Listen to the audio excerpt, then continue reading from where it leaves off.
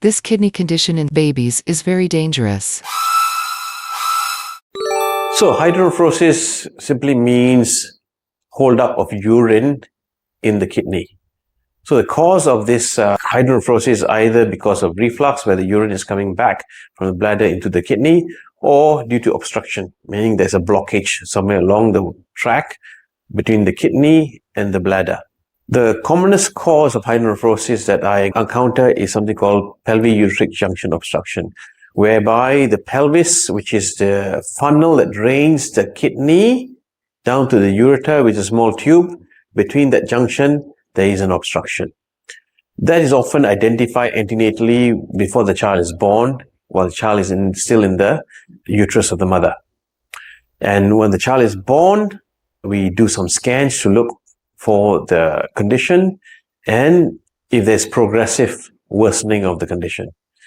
Once we've identified the problem and we've done some tests on this to check on the flow of urine from the kidney down to the bladder, if there is a significant problem in terms of obstruction, surgery is the option of choice.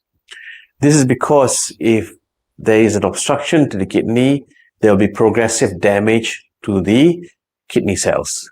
Therefore, there's a need to do surgery earlier so that we can preserve the function of the kidney. The choice of surgery that I perform is something called laparoscopic pyeloplasty, which involves taking away the blocked part between the pelvis and the ureter and then rejoining them with a bigger opening so that there is no obstruction.